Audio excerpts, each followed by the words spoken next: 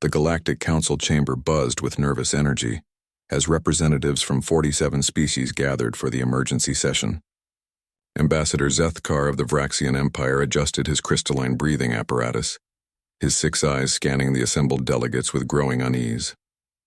The news had reached every corner of the galaxy within standard rotations, and now they all waited for confirmation of what seemed impossible. "The humans have returned," announced Chancellor Morvac, her ancient voice carrying across the vast chamber through neural translators. The insectoid leader's mandibles clicked anxiously as she continued. "After 300 cycles of silence, they have emerged from their home system." A collective shudder ran through the assembly. The younger species present had only heard whispers and legends, but the elder races remembered.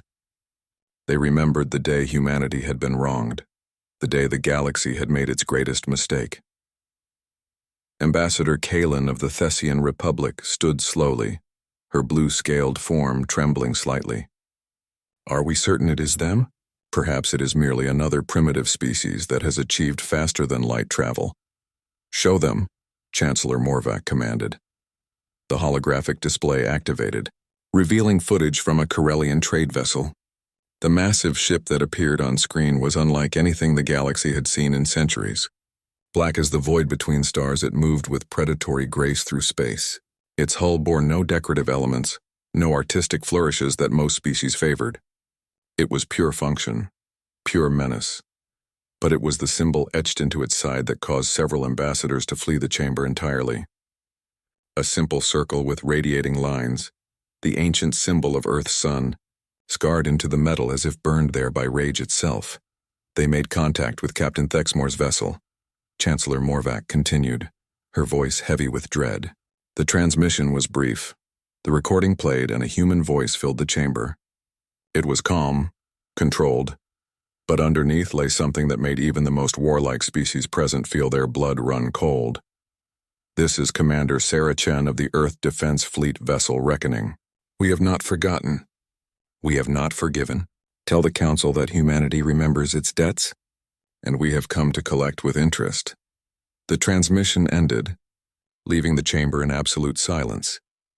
Elder Kixthera of the ancient Cetacean Collective finally spoke, her massive form shifting in the specially designed water tank.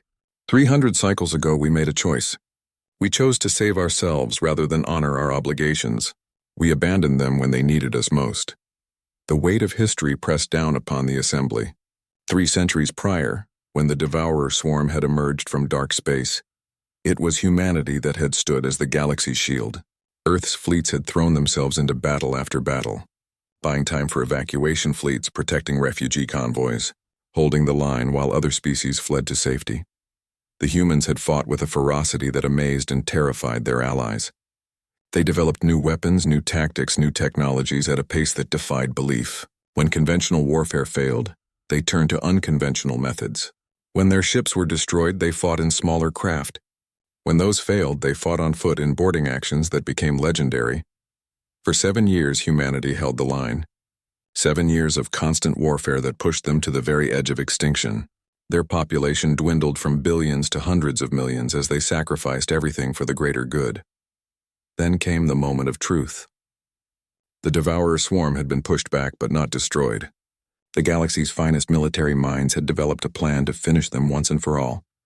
But it required a sacrifice. One star system would have to be destroyed along with everything in it, to create a gravitational anomaly that would trap the swarm forever. The choice should have been obvious. Pick an empty system, evacuate any remaining populations, and trigger the weapon. But the calculations were wrong, or perhaps they were deliberately falsified. The only system that would work was Sol. Humanity had given everything for the galaxy, and the galaxy repaid them by demanding they give their lives as well. The vote was supposed to be unanimous, but it wasn't. The humans voted against it naturally, but they were outnumbered 46-1. "We promised them," whispered Ambassador Yaren of the Ashanti Confederation, her fur standing on end with shame. "We promised them new worlds, new homes, compensation for their sacrifice. We promised them they would be remembered as heroes. Instead, the galaxy had watched as the human fleet limped back to Earth, their numbers decimated, their spirit broken. The Sol system was sealed by mutual agreement, declared off-limits until the humans could be relocated. But as the cycles passed, other priorities emerged. Reconstruction took precedence over promises. The galaxy moved on and humanity was forgotten. Now they had returned, and from the reports filtering in from across the outer rim, they had not spent their isolation in grief and despair. They had spent it preparing. "How many ships?" asked Commander Brix of the Stellar Enforcement Division, his warrior pride warring with practical fear. "Unknown," replied Chancellor Morvac. "Long-range sensors detect massive energy signatures throughout human space, but they appear to be using some form of stealth technology we cannot penetrate. What we do know is that 17 trading posts on the outer rim have gone dark in the past rotation." "Gone dark?" The question came from multiple sources simultaneously. "Not destroyed," Chancellor Morvac clarified, causing confused murmurs throughout the chamber. "Occupied. The humans have seized control but harmed no one. They have simply taken inventory of everything, reviewed all records, and calculated exactly what is owed to them." The implications hit the assembly like a physical blow. Humanity wasn't seeking revenge in the traditional sense. They weren't coming to burn the galaxy down in blind rage. They were coming to collect a debt, and they had spent 300 cycles calculating exactly how much interest had accumulated. In the growing silence, Ambassador Zethkar finally asked the question that everyone was thinking but no one wanted to voice. What exactly do the humans consider themselves owed? Chancellor Morvac's compound eyes fixed on him with something approaching pity. According to the records they have begun transmitting to every government in the galaxy, they are owed the following: compensation for 3.7 billion human lives lost in the war, restitution for the destruction of their homeworld and entire star system, payment for 300 cycles of economic development they were denied, and damages for breach of promise regarding their relocation and compensation. She paused, letting the magnitude sink in before delivering the final blow. The total debt, calculated with compound interest over 3 centuries, amounts to 2,147 star systems, 15,000 habitable worlds, and the complete surrender of the Galactic Council's authority to a human-led government. The chamber erupted in chaos, but beneath the shouting and panic, one truth was becoming clear to everyone present.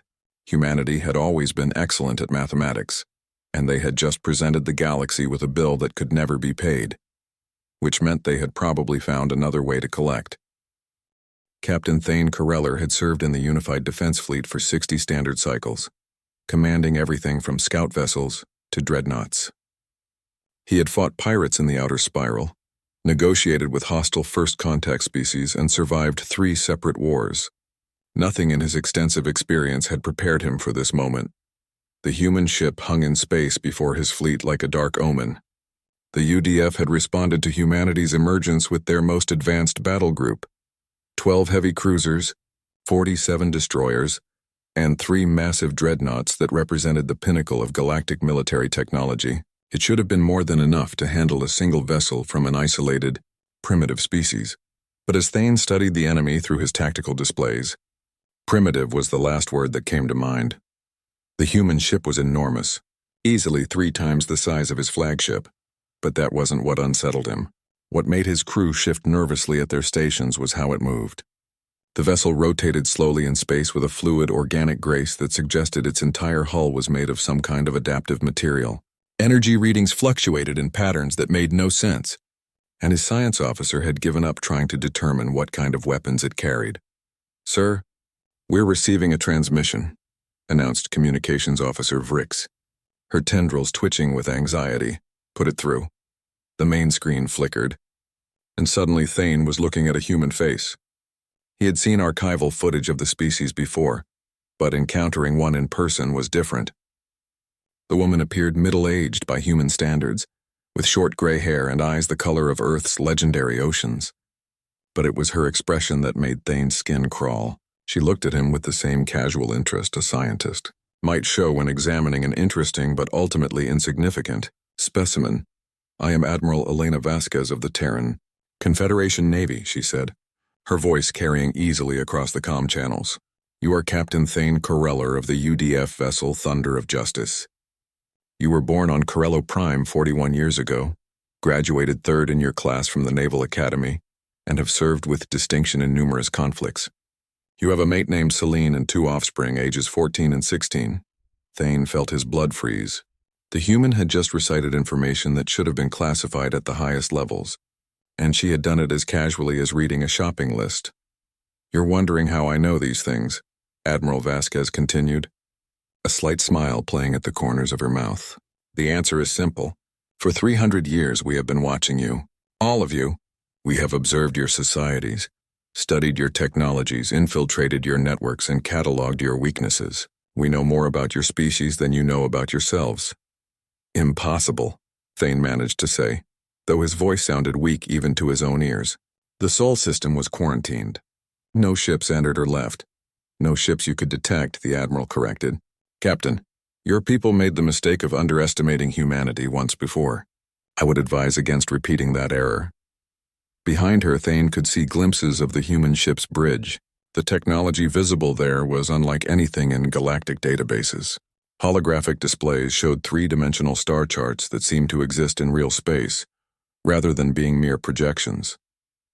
Crew members worked at stations that appeared to respond to thought rather than touch, and in the background, something that looked suspiciously like artificial intelligence observed everything with glowing blue eyes. What do you want? Thane asked, though he suspected he already knew the answer. Justice, Admiral Vasquez replied simply. For 3 centuries the galaxy has enjoyed peace and prosperity, built on the bones of my people. You have developed new technologies, expanded into new territories, and grown fat and comfortable while humanity paid the price for your survival, she gestured, and new displays appeared around her showing images that made Thane's crew gasp in horror. Massive shipyards orbiting artificial suns, factory complexes the size of moons producing endless streams of vessels, fleets so vast they stretched beyond the horizon of entire star systems. We have not been idle during our isolation, Admiral Vasquez continued. We have built a civilization that spans dimensions, not just star systems. We have developed technologies that your greatest scientists would consider impossible, and we have prepared for this day with the patience and thoroughness that only a species facing extinction can achieve. The Council will never agree to your demands, Thane said, though his voice lacked conviction. What you're asking for would destroy the galactic economy. Admiral Vasquez's smile widened, and Thane suddenly understood why every instinct he possessed was screaming at him to run. Captain, you seem to be under the impression that we are here to negotiate. The human ship began to move, and Thane watched in amazement as sections of its hull folded away like flower petals, to reveal weapon systems that defied classification. Energy built up in patterns that made his tactical officer's screen flash warning symbols in colors he had never seen before. All ships, evasive maneuvers. Thane shouted, but it was already too late. The human weapons fired, but they didn't destroy his fleet. Instead, beams of coherent energy swept across each vessel, and Thane watched in disbelief as his ship's systems began shutting down one by one. Not damaged, not destroyed, but simply turned off as if someone had flipped a switch. Within minutes, 62 of the galaxy's most advanced warships hung dead in space, their crews unharmed but completely helpless. Your weapons, shields, and propulsion systems are now under our control, Admiral Vasquez announced, her tone remaining conversational, despite having just demonstrated technology that revolutionized everything the galaxy thought it knew about warfare.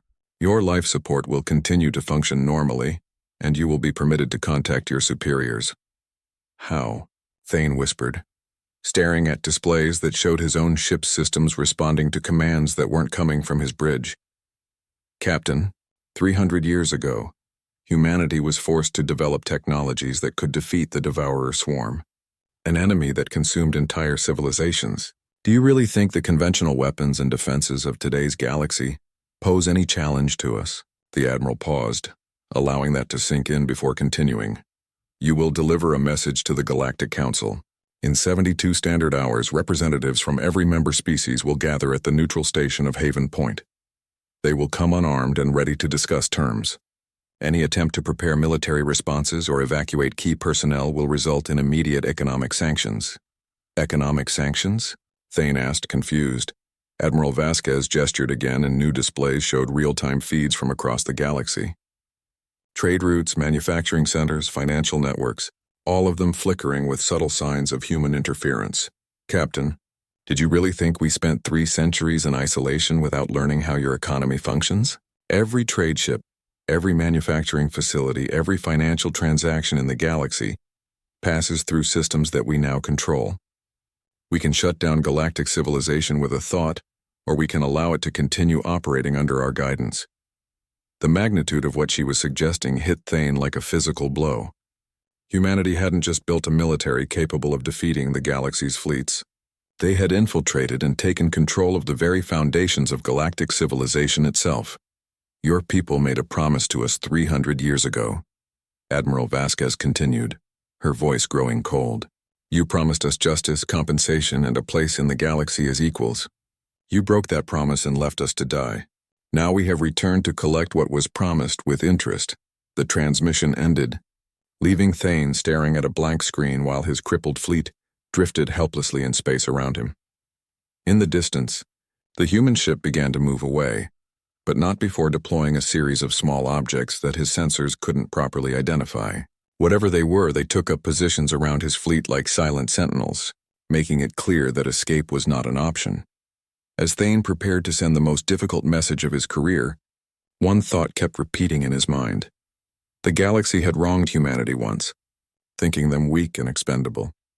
Humanity had spent 3 centuries making sure that mistake could never be repeated. Haven Point Station had been constructed as a symbol of galactic unity, a massive structure floating in neutral space where all species could meet as equals. Its crystalline spires and flowing architecture represented the best of galactic design, with sections adapted for the environmental needs of every member species. Today it felt more like a courtroom waiting for judgment to be passed. Ambassador Zethkar stood at the observation deck, watching the arrival of the human delegation through reinforced transparent aluminum. The ship that approached was different from the military vessel that had disabled the UDF fleet.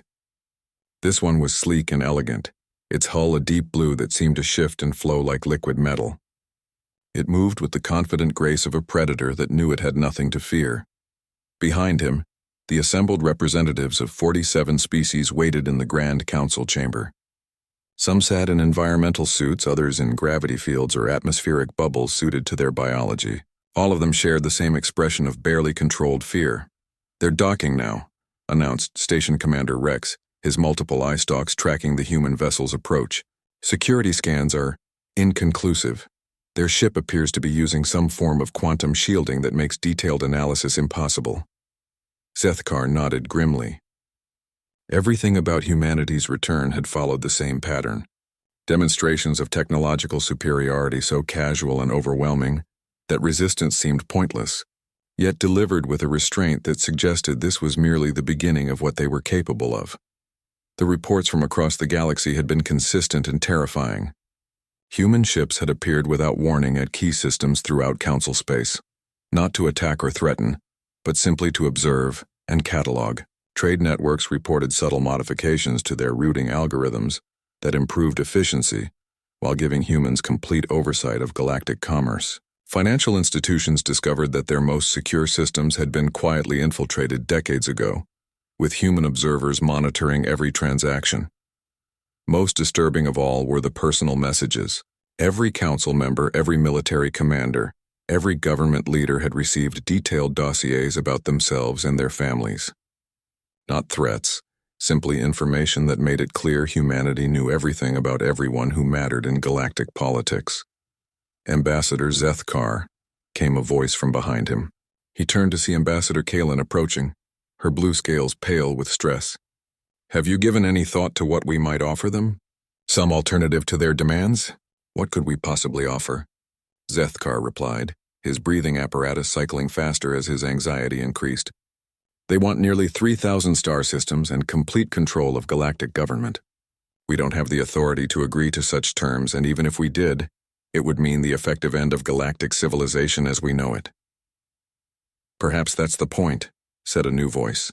Elder Kixthera had approached, her massive bulk moving through the water-filled corridor that allowed her to travel through the station. "We ended their civilization. Why should they show any concern for preserving ours?" Before anyone could respond, alarms began sounding throughout the station.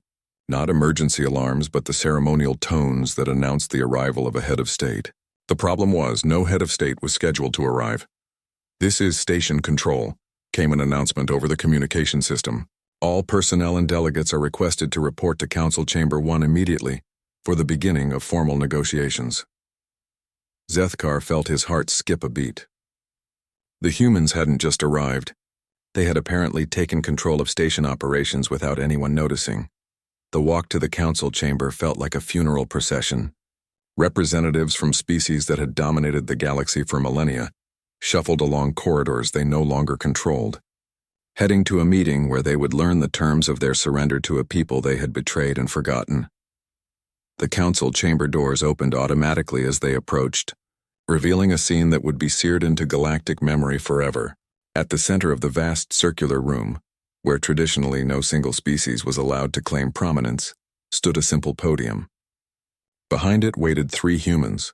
The central figure was a woman who appeared to be in her 50s, with silver hair and the kind of presence that commanded attention without effort.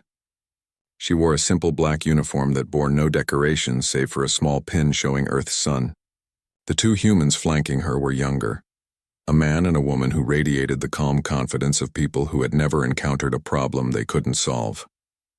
"Welcome," the central figure said, her voice carrying easily through the chamber's acoustics.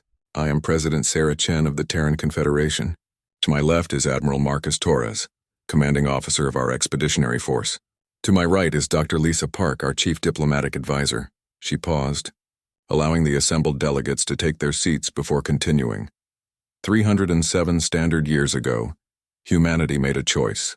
When the Devourer swarm threatened all life in this galaxy, we chose to stand and fight. We chose to sacrifice everything we had built, everything we were, and everyone we loved to give the rest of you a chance to survive.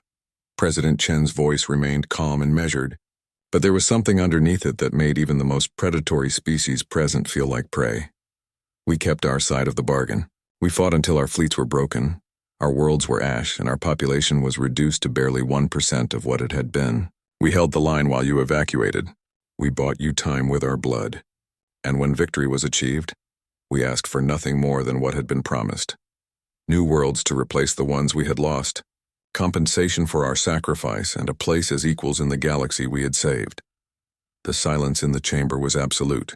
Even the various environmental systems seemed to have stopped their humming, as if the station itself was holding its breath. Instead, you voted to sacrifice our homeworld and star system to create a weapon that would finish the swarm. You voted to make our sacrifice total and irreversible. When we objected, you outvoted us 46-1 and told us it was for the greater good. Dr. Park stepped forward, her expression clinical and detached. Subsequently, the Galactic Council passed Resolution 2847 Alpha, which promised humanity relocation to suitable worlds, compensation for our losses, and full membership in galactic society. This resolution was approved unanimously and signed by representatives of all member species. She gestured, and holographic displays appeared throughout the chamber showing the actual document, complete with the signatures and seals of every government present. For 57 years after the war's end, humanity waited for the Council to honor this agreement. We sent diplomatic missions, filed formal requests, and submitted detailed proposals for our resettlement. All were acknowledged and filed for future consideration. Then contact stopped entirely, and humanity was forgotten. Admiral Torres now spoke, his voice carrying the authority of someone accustomed to being obeyed without question.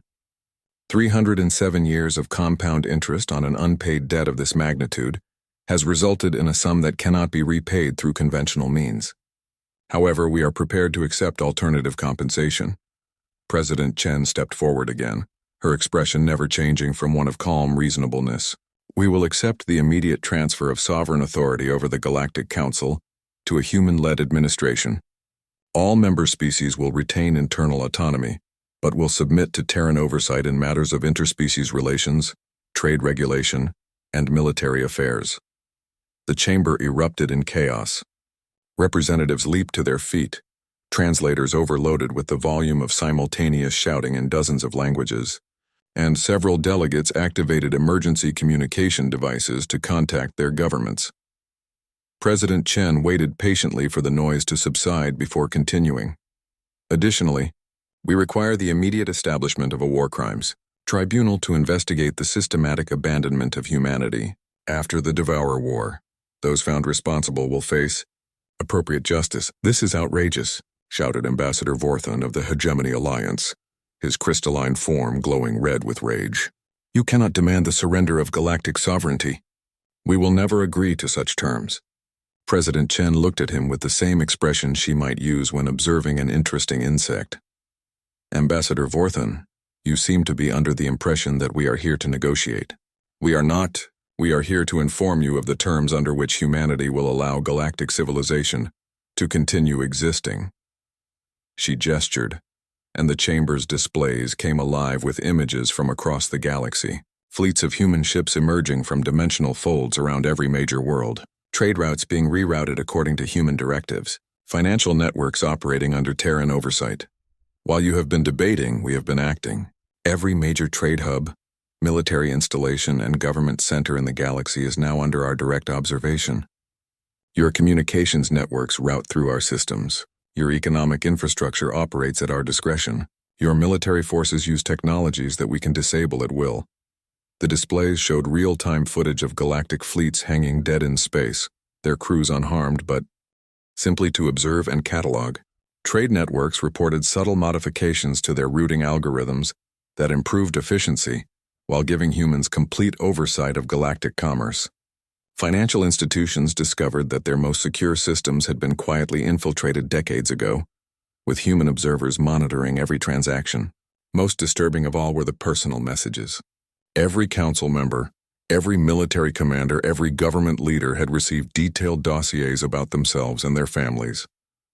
Not threats, simply information that made it clear humanity knew everything about everyone who mattered in galactic politics. Ambassador Zethkar, came a voice from behind him. He turned to see Ambassador Kalen approaching, her blue scales pale with stress. Have you given any thought to what we might offer them? Some alternative to their demands? What could we possibly offer? Zethkar replied, his breathing apparatus cycling faster as his anxiety increased. They want nearly 3,000 star systems and complete control of galactic government. We don't have the authority to agree to such terms, and even if we did, it would mean the effective end of galactic civilization as we know it. Perhaps that's the point, said a new voice. Elder Kixthara had approached, her massive bulk moving through the water-filled corridor that allowed her to travel through the station. We ended their civilization. Why should they show any concern for preserving ours? Before anyone could respond, alarms began sounding throughout the station. Not emergency alarms, but the ceremonial tones that announced the arrival of a head of state. The problem was no head of state was scheduled to arrive. This is station control, came an announcement over the communication system. All personnel and delegates are requested to report to Council Chamber 1 immediately for the beginning of formal negotiations. Zethkar felt his heart skip a beat. The humans hadn't just arrived. They had apparently taken control of station operations without anyone noticing. The walk to the council chamber felt like a funeral procession. Representatives from species that had dominated the galaxy for millennia shuffled along corridors they no longer controlled, heading to a meeting where they would learn the terms of their surrender to a people they had betrayed and forgotten. The council chamber doors opened automatically as they approached, revealing a scene that would be seared into galactic memory forever. At the center of the vast circular room, where traditionally no single species was allowed to claim prominence, stood a simple podium. Behind it waited 3 humans. The central figure was a woman who appeared to be in her 50s, with silver hair and the kind of presence that commanded attention without effort. She wore a simple black uniform that bore no decorations save for a small pin showing Earth's sun. The 2 humans flanking her were younger, a man and a woman who radiated the calm confidence of people who had never encountered a problem they couldn't solve. Welcome, the central figure said, her voice carrying easily through the chamber's acoustics. I am President Sarah Chen of the Terran Confederation. To my left is Admiral Marcus Torres, commanding officer of our expeditionary force. To my right is Dr. Lisa Park, our chief diplomatic advisor. She paused, allowing the assembled delegates to take their seats before continuing. 307 standard years ago, humanity made a choice. When the Devourer swarm threatened all life in this galaxy, we chose to stand and fight. We chose to sacrifice everything we had built, everything we were. and everyone we loved to give the rest of you a chance to survive." President Chen's voice remained calm and measured, but there was something underneath it that made even the most predatory species present feel like prey. We kept our side of the bargain. We fought until our fleets were broken, our worlds were ash, and our population was reduced to barely 1% of what it had been. We held the line while you evacuated. We bought you time with our blood, and when victory was achieved, we asked for nothing more than what had been promised. New worlds to replace the ones we had lost, compensation for our sacrifice, and a place as equals in the galaxy we had saved. The silence in the chamber was absolute. Even the various environmental systems seemed to have stopped their humming, as if the station itself was holding its breath. Instead, you voted to sacrifice our homeworld and star system to create a weapon that would finish the swarm. You voted to make our sacrifice total and irreversible. When we objected, you outvoted us 46-1 and told us it was for the greater good. Dr. Park stepped forward, her expression clinical and detached. Subsequently, the Galactic Council passed Resolution 2847 Alpha, which promised humanity relocation to suitable worlds, compensation for our losses, and full membership in galactic society. This resolution was approved unanimously and signed by representatives of all member species. She gestured, and holographic displays appeared throughout the chamber showing the actual document, complete with the signatures and seals of every government present.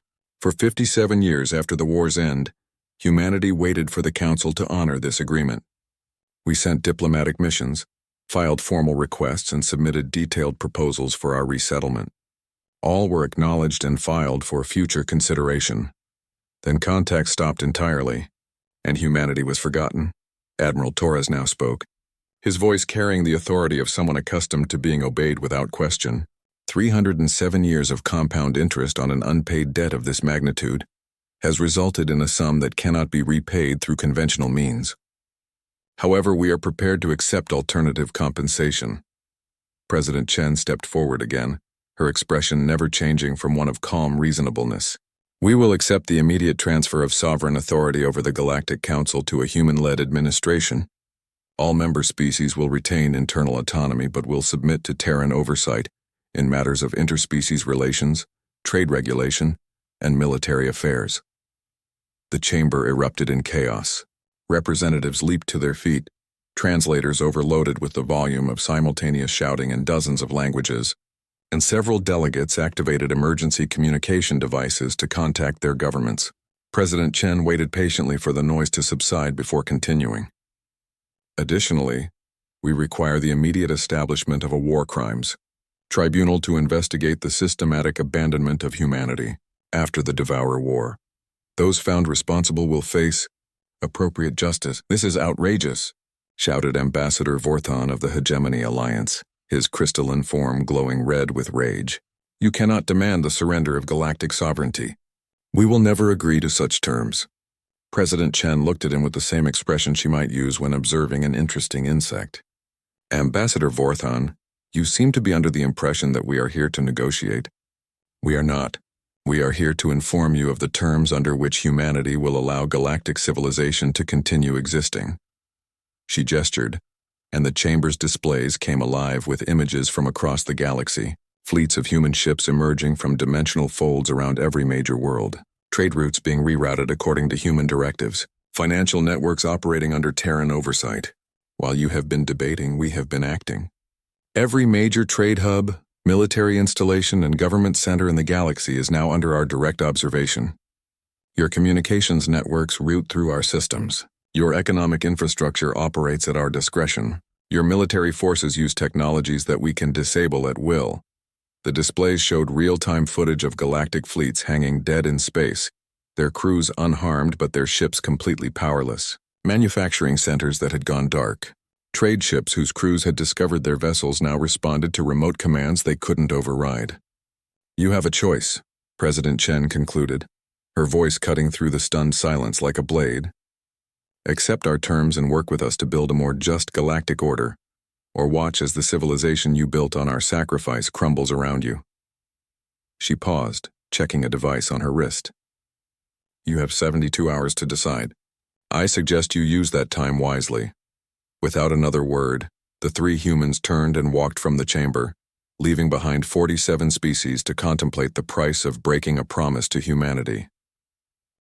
The emergency session had been called within hours of the human ultimatum, but as Ambassador Zethkar looked around the packed council chamber, he could see that panic had already set in.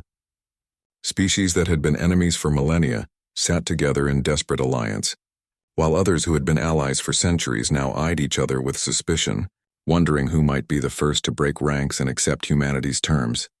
Chancellor Morvac called for order, her ancient voice struggling to carry over the chaos. We need solutions, not recriminations.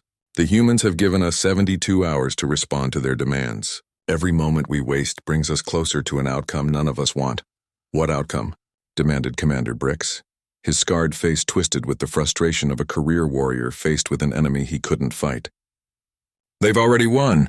While we've been sitting in our comfortable chambers debating policy, they've been infiltrating every system we have.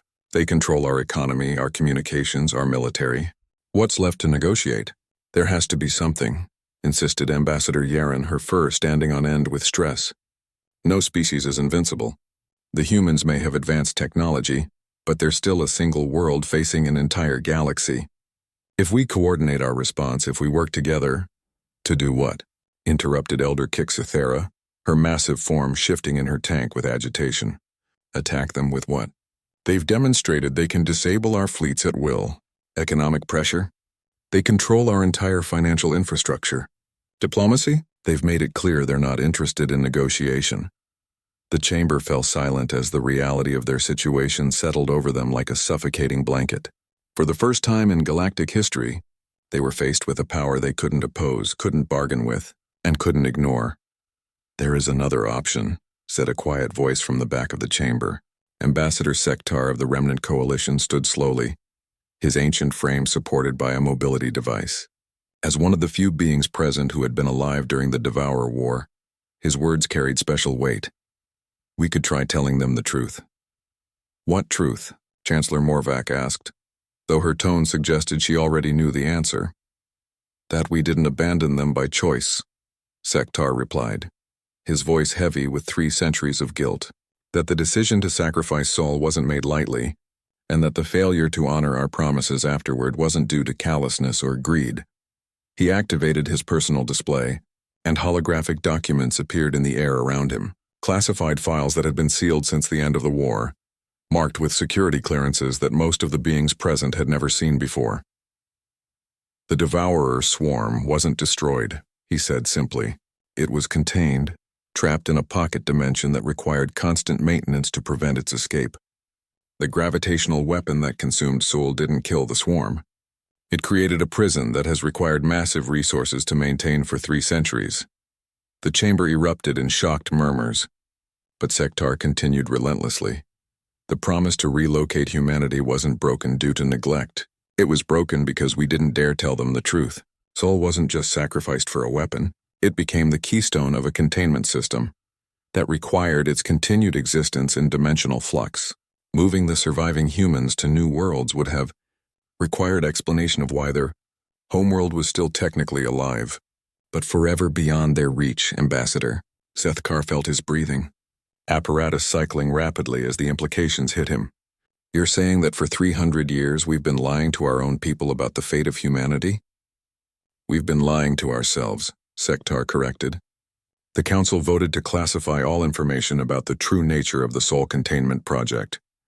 The official records were altered to show that the system was completely destroyed, and only a handful of beings in each generation were told the truth.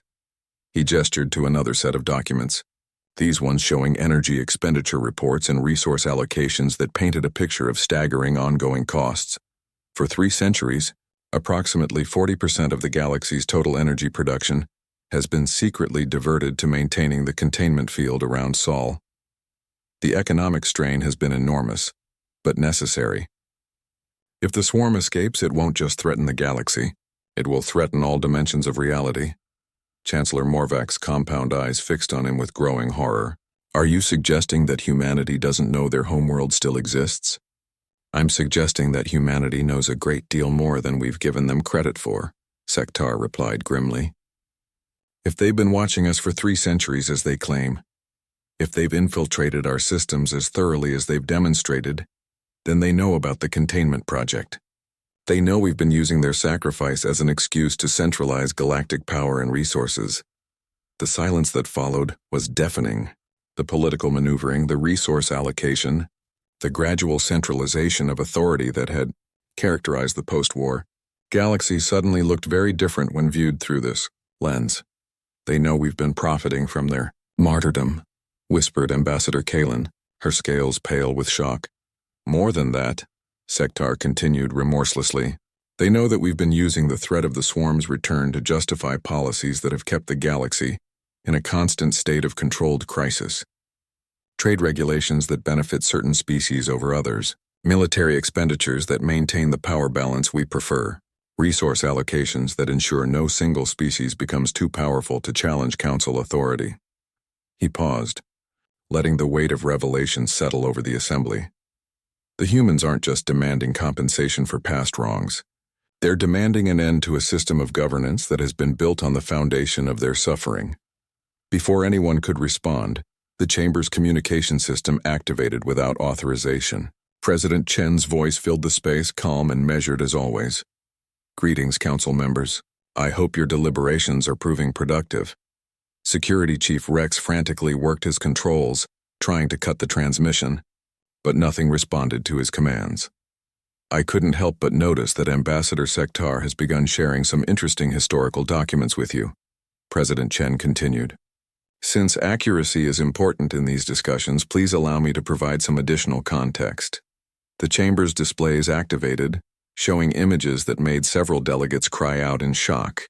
Sol system still existed, but not as anyone had imagined. The sun burned with unnatural colors, its surface writhing with energy patterns that hurt to look at directly. Around it orbited structures of impossible size and complexity, clearly not of galactic origin. For 307 years, humanity has maintained the prison that contains the Devourer swarm, President Chen explained, her voice carrying across the stunned chamber. We never left Sol system. We simply learned to exist in the spaces between dimensions, using technologies developed during our war against the swarm to survive in an environment that would destroy any other known form of life. The images shifted, showing human cities that existed in dimensional flux, their architecture defying conventional physics, ships that move through folded space-time like fish through water, technologies that seemed to bend reality itself to their will. We have spent 3 centuries not just watching the galaxy, but protecting it from threats you cannot imagine. The swarm has attempted to escape its prison 47 times. Each attempt was stopped by human forces operating from within the containment field itself.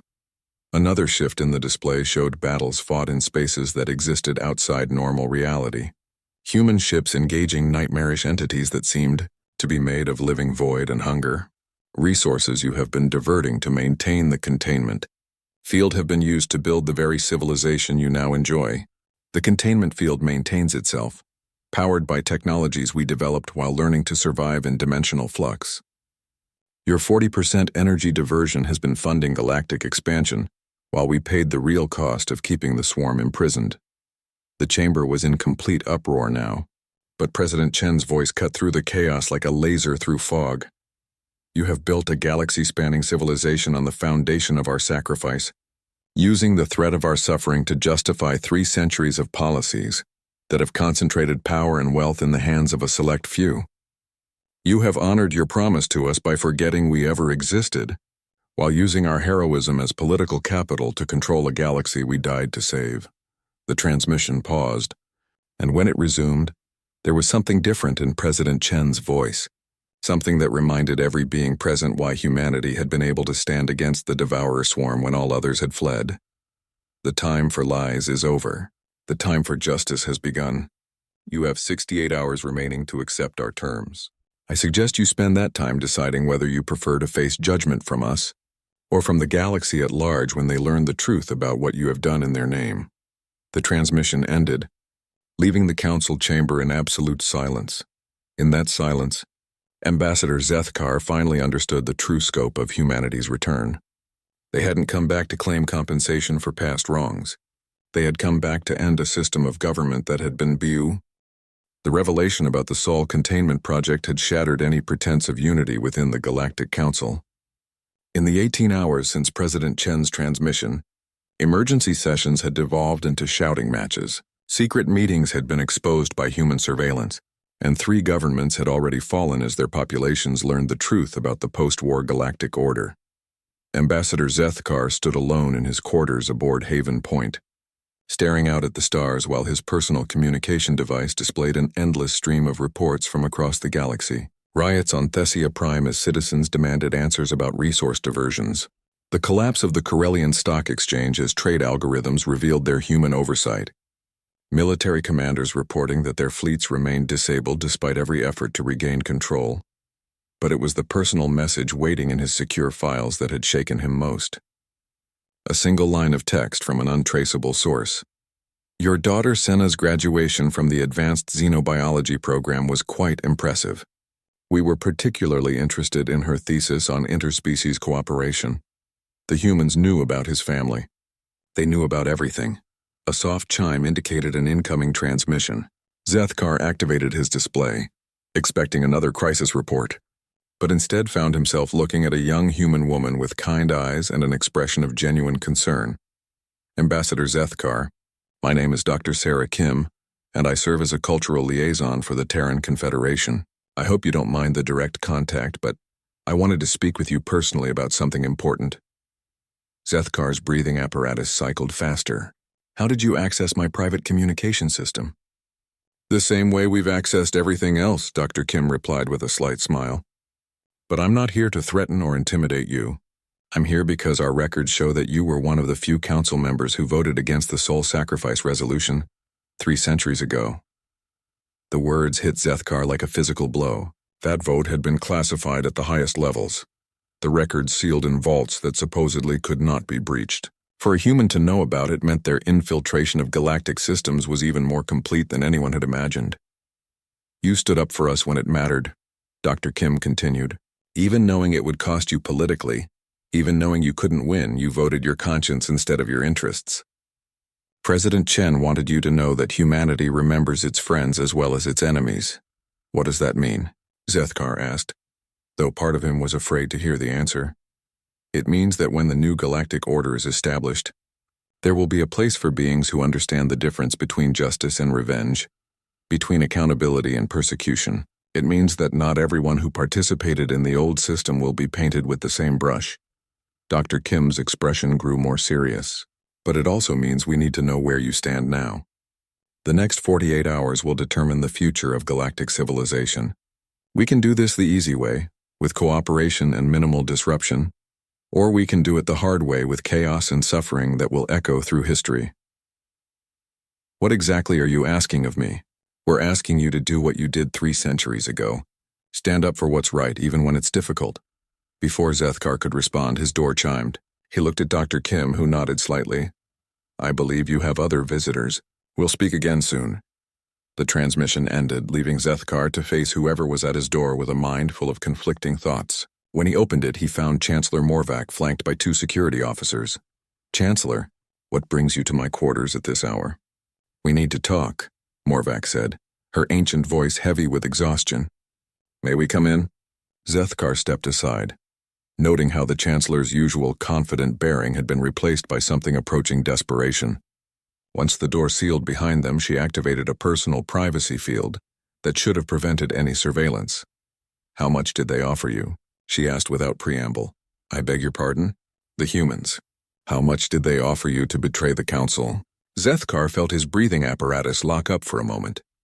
Chancellor, I have no idea what you're talking about. Don't lie to me, Morvac snapped, her compound eyes flashing with anger. We know they've been contacting council members individually. We know they're trying to divide us, to turn us against each other.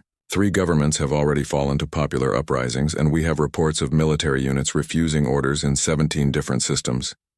She moved closer, her voice dropping to a desperate whisper. Zethkar, I know we haven't always agreed on policy, but surely you can see what's happening here. The humans are destroying everything we've built. 3 centuries of peace, of prosperity, of advancement. They're going to tear it all down out of spite. Is that what you call it? Zethkar asked quietly. Spite? What else would you call demanding the surrender of galactic sovereignty? What else would you call holding entire civilizations hostage to settle an ancient grudge? Zethkar looked at her for a long moment, seeing not the powerful chancellor who had led the galaxy for decades, but a frightened old being who was finally facing the consequences of choices made long ago. I would call it justice, he said finally. The words hung in the air like a death sentence. Chancellor Morvac took a step back, her security officers reaching for weapons that Zethkar suddenly realized probably wouldn't function anyway. You're working with them, she whispered. No, Zethkar replied, but I'm not working against them either. Chancellor, do you remember the vote? The one 3 centuries ago when we decided to sacrifice Sol? Of course I remember. It was a necessary decision made in desperate circumstances. Do you remember what I said during the debate? What warning I gave? Chancellor Morvac's expression grew wary. You said that humanity deserved better from us, that they had earned the right to be consulted about their own fate. I said more than that. Zethkar moved to his personal files, activating a display that showed the sealed records of that ancient debate. I said that humanity was not the type of species to accept martyrdom gracefully. I said that if we betrayed them, if we abandoned them after asking for their sacrifice, they would remember. I said they would find a way to survive, and when they returned, they would demand an accounting. The recording played, showing a younger Zethkar standing before the assembled council, his voice filled with conviction as he argued against the Sol resolution. I was right, he continued as the recording ended. Everything I predicted has come to pass. The humans survived, they remembered, and now they've returned. The only question is whether we're going to face them with dignity or cower like criminals caught in the act. You're talking about surrender, Chancellor Morvac said, her voice rising to near hysteria. You're talking about giving up everything our species have worked to achieve. I'm talking about paying our debts, Zethkar corrected. Chancellor, for 3 centuries we've built our civilization on a foundation of lies. We've told ourselves that humanity was gone, that their sacrifice was voluntary, that we honored our promises to them. But the truth is that we've been stealing from them for 300 years. He gestured to the display, which now showed real-time feeds from across the galaxy. Human ships maintaining order in systems where governments had collapsed. Human administrators ensuring that essential services continued to function despite the chaos. Human medics treating injured protesters who had been hurt in riots sparked by the revelation of galactic deception. Look at them, Zethkar said. They're not conquering us. They're not destroying our civilization out of spite. They're maintaining order while we fall apart, keeping people safe while we panic, ensuring that the galaxy continues to function while we argue about whether to accept responsibility for our actions. Chancellor Morvac stared at the displays in growing horror. They're actually governing, already. Because someone has to, Zethkar replied.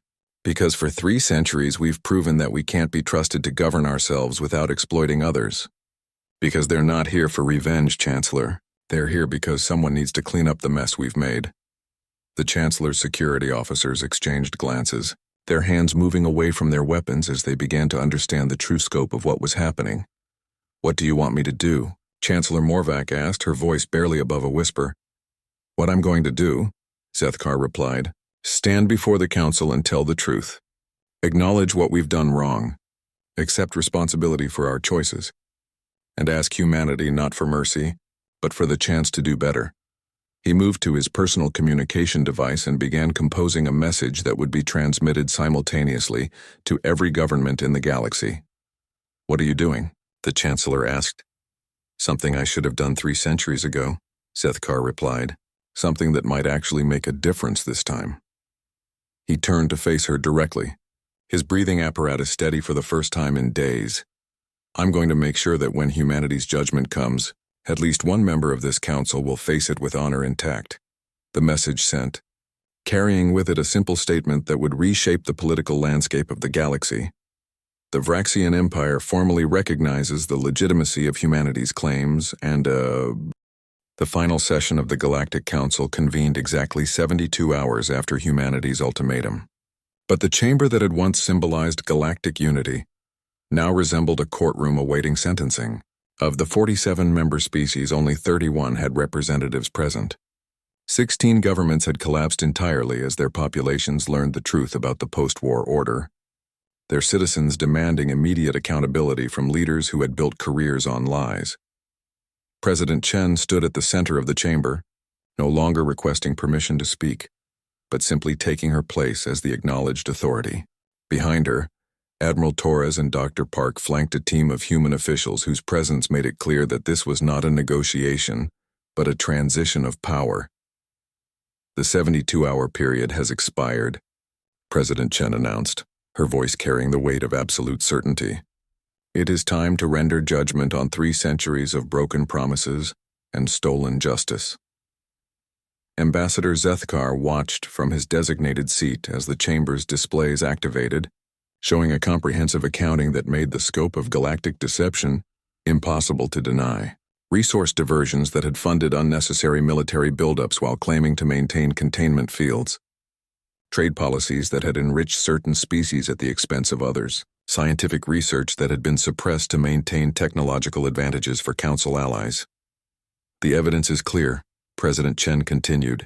The Galactic Council has operated as an extractive criminal organization, using the threat of external enemies to justify internal oppression, using our sacrifice as political capital to maintain power over species that trusted them to govern fairly. Chancellor Morvac rose slowly from her seat, her ancient form trembling with what might have been fear or rage. President Chen, surely you cannot expect us to simply surrender our sovereignty to you? We represent billions of beings across thousands of worlds. Our people will never accept human dominion. Your people already have, Dr. Park interjected, activating displays that showed real-time polling data from across the galaxy. 73% of galactic citizens support immediate implementation of human oversight. 86% believe their current governments should be held accountable for their deception regarding humanity's fate. The numbers were staggering, but even more telling were the images that accompanied them. Peaceful protests on hundreds of worlds, citizens demanding truth and accountability, spontaneous vigils for humanity's sacrifice that drew millions of participants, memorial services for humans who had died fighting the Devourer swarm, held by species who were just learning those heroes' names for the first time. The galaxy has already chosen, President Chen said quietly. We are simply here to formalize the transition and ensure it proceeds smoothly. And what of those who refuse to accept your authority? Demanded Ambassador Vorthon, his crystalline form glowing with defiant energy. What of species that choose to resist your takeover? President Chen's expression didn't change, but something in her eyes made the temperature in the chamber seem to drop several degrees. Ambassador, in the past 72 hours, 37 military fleets have attempted to regain control of their vessels. All have failed. 14 governments have tried to evacuate their leadership to secure locations. All have discovered that no location in the galaxy is beyond our reach. 6 species have attempted to withdraw from galactic civilization entirely, believing they could return to isolation. The displays shifted to show the results of each attempt. Fleets hanging powerless in space while their crews were safely evacuated to human vessels for transport home. Government officials finding themselves politely but firmly redirected from their escape routes to comfortable holding facilities. Entire star systems discovering that their communication networks, power grids, and transportation systems now operated under human oversight. The choice you face is not between submission and resistance, President Chen continued. The choice is between cooperation and irrelevance. You can work with us to build a more just galactic order, or you can be bypassed while we work directly with your populations. Admiral Torres stepped forward, his expression carrying the authority of someone who had never lost a battle. Let me be clear about something, he said, his voice cutting through the chamber like a blade. We did not return to conquer you. We returned to collect what was owed to us. What was owed was justice, accountability, and the right to determine our own fate. We have collected all 3. He gestured to the displays which now showed the scope of human involvement in galactic affairs over the past week.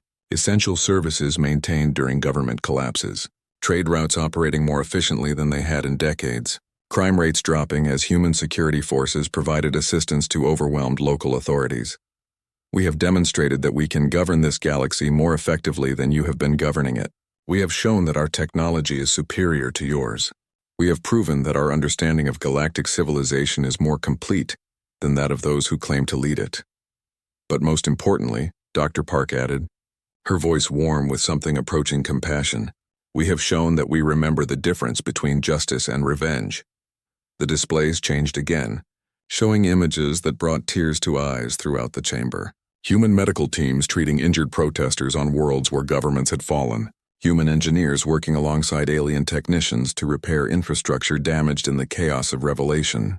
Human teachers already beginning to work with galactic educational systems to ensure that future generations would learn the true history of the HFY War and its aftermath. "You expected us to return as conquerors," President Chen said, her voice growing softer but somehow more commanding. "You expected us to demand your destruction as payment for our suffering. Instead, we offer you partnership in building something better than what came before." She paused, allowing her words to sink in before continuing.